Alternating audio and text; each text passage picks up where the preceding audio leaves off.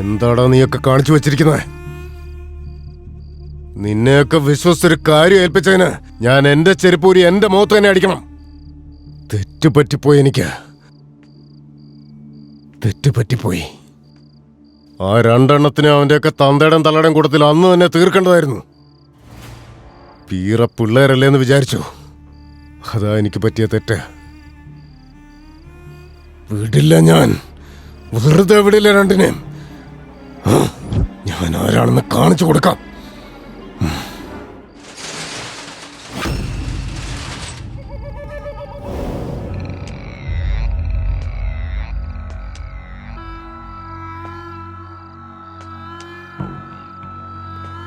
Wilson. Patel sir, എന്റെ ഈ അവസ്ഥ കണ്ടതിന് ശേഷം സംസാരിക്കേ. പുലി, ബുദ്ധിശാലിയായ പുലി, ഒന്നല്ല രണ്ടെണ്ണം. മുന്നിൽ നിന്ന് അടിക്കാൻ പറ്റില്ല, പിന്നിൽ നിന്ന് വേണം അടിക്കാൻ.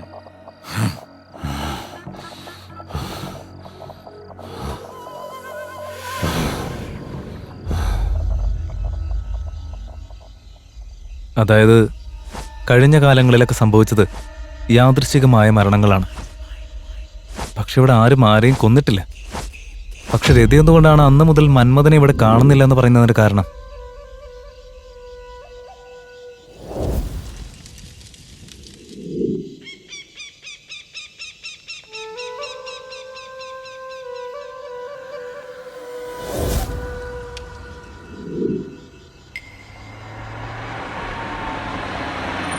രാഹുൽ,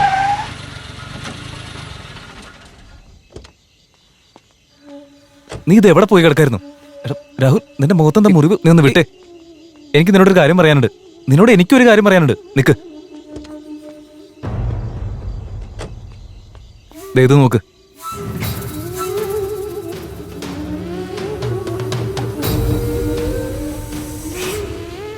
മന്മഥനാണോ? മന്മഥൻ തന്നെ. ശരി, വാ, കേറ്, വാ.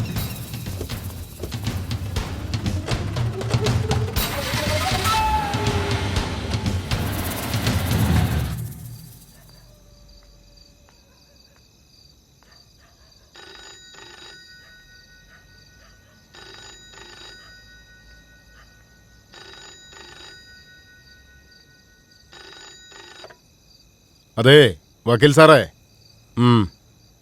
ഹലോ, എന്റെയും ജയദേവന്റെയും കൂട്ടു ബിസിനസ്സില് എന്റേത് 30%, അവന്റേത് 60%.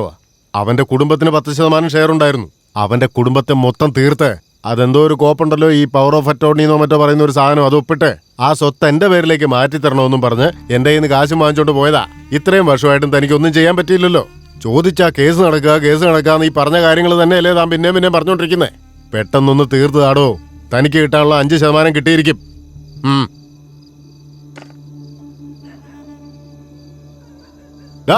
മന്മഥ, നിക്കടാ അവിടെ. നിക്കാൻ ഇവിടെ ആരും ഇല്ലടാ. രംഗ, അവനെ പോയി പിടിക്കടാ. എടാ പിടിക്കാൻ ഞാൻ വരുന്നു.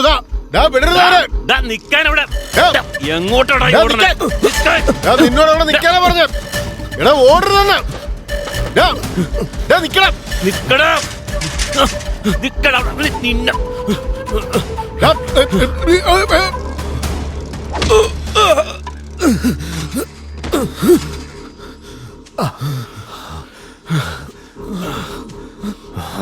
നീ ആള് കൊള്ളാലോടാ.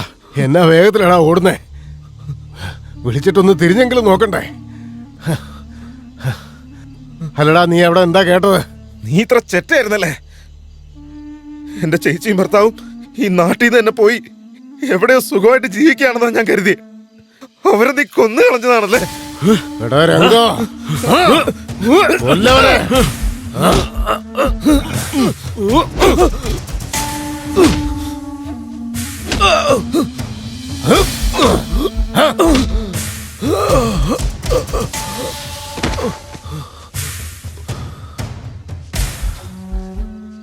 എന്റെ വഴിയിൽ ആര് തടസ്സമായിട്ട് വന്നാലും അവർക്ക് എന്ത് സംഭവിക്കുമെന്ന് നിന്റെ ചേച്ചിക്കും അളിയനും നന്നായിട്ടറിയാം.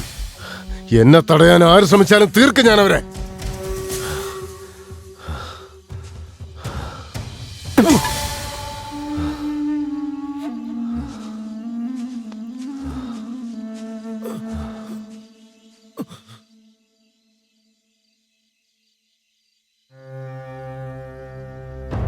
നിങ്ങളെ അനാഥരാക്കി മാറ്റിയത് പട്ടേല.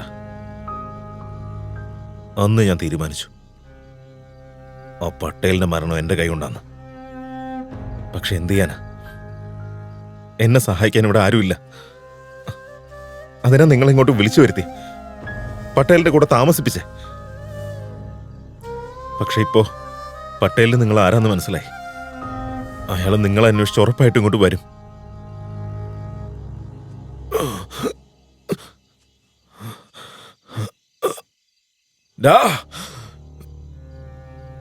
നിന്നെ ഞാൻ വെറുതെ വിടില്ല. എല്ലാ കാര്യങ്ങളും പോലീസ് പറയും.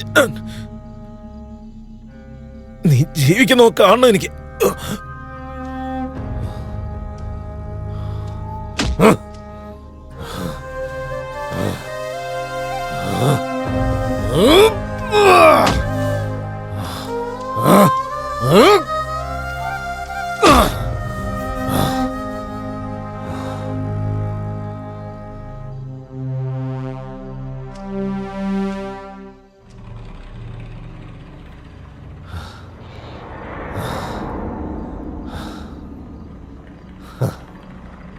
എടാ രംഗ, ഇവനെ ഇവിടെ തന്നെ കുഴിച്ചു മൂടിയേക്ക്.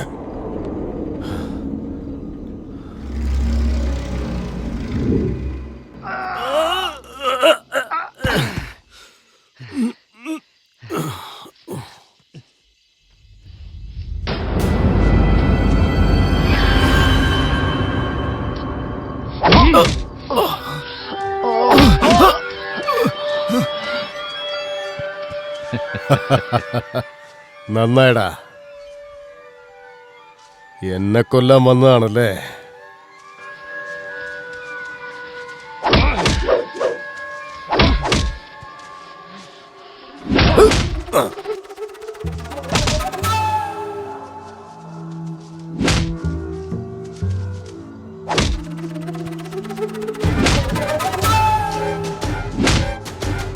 വിടരുതവനെ. ചാവുട്ടി അരക്കണവന്മാര്.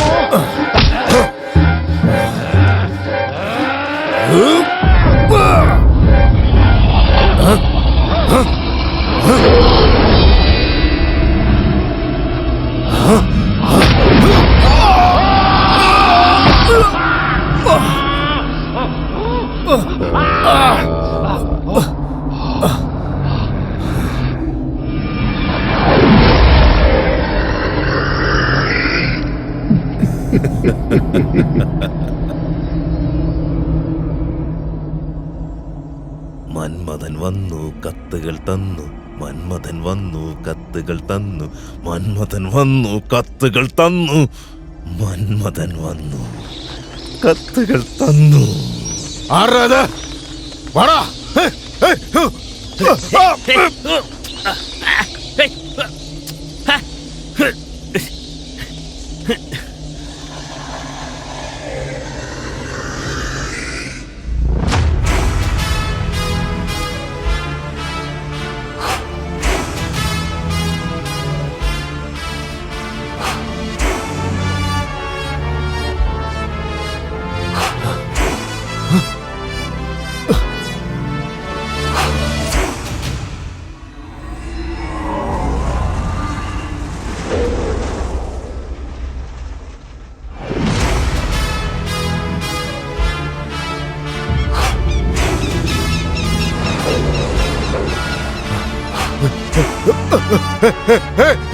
ഇത്രയും നാളും നീ ഇവിടെ ആസ്വദിക്കായിരുന്നില്ലേ? ഇനി ഞാൻ തുടങ്ങുക താണ്ഡവമാടാൻ. നീങ്ങ് വാ പട്ടേലേ, വാ വാ, വന്നെന്നെ അടിക്ക്. എടാ രംഗ,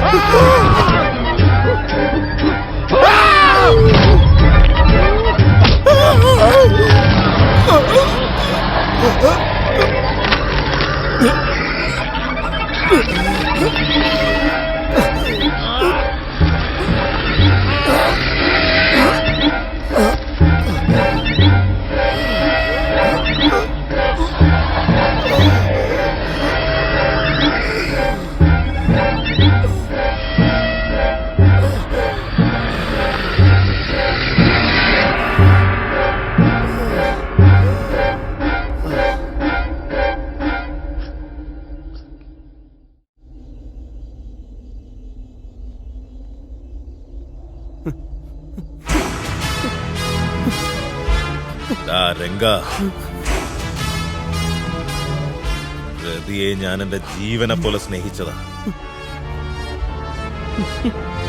ഞങ്ങള് കല്യാണം കഴിച്ച് ഈ നാട്ടിൽ സന്തോഷമായിട്ട് ജീവിച്ചേനെ.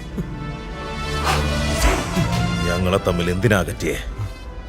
എന്നോട് ക്ഷമിക്കും മന്മത, ഞാൻ നിന്നോട് തെറ്റ് ചെയ്തു പോയി. ഇന്നല്ലെങ്കിൽ നാളെ ഒരു ദിവസം ആ പട്ടേൽ എന്നെ കൊല്ലുന്ന എനിക്ക് ഉറപ്പായിരുന്നു. അതുകൊണ്ട് ഒരു സുരക്ഷയ്ക്ക് വേണ്ടിയാ ഞാൻ ഇതൊക്കെ ചെയ്തത്. എന്നോട് ക്ഷമിക്കും മന്മത.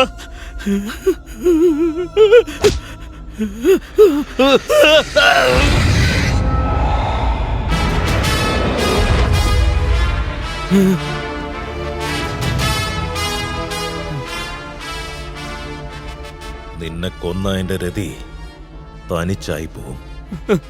അവളെ ഓർത്ത് മാത്രം നിനക്ക് ജീവൻ തിരിച്ചു തരാ. ഓ ഓ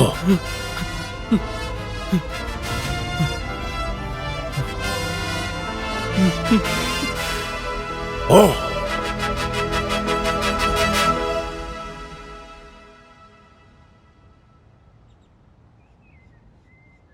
അല്ല, മന്മഥനിപ്പോ എവിടെയാ?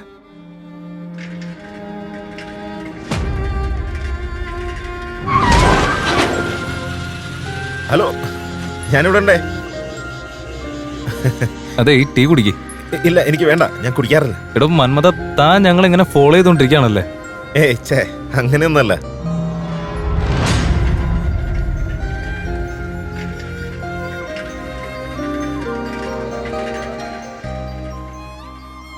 മധുരമന്ദാരമീ മൗനഗീതം. രതിയുടെ സവിധം മന്മഥൻ വന്നണയുമ്പോൾ ആകാശത്ത് വിളങ്ങുന്ന നക്ഷത്രങ്ങളെക്കാൾ തിളക്കമുണ്ടായിരുന്നു അവളുടെ കണ്ണുകൾക്ക്, അവളുടെ സൗന്ദര്യത്തിന്.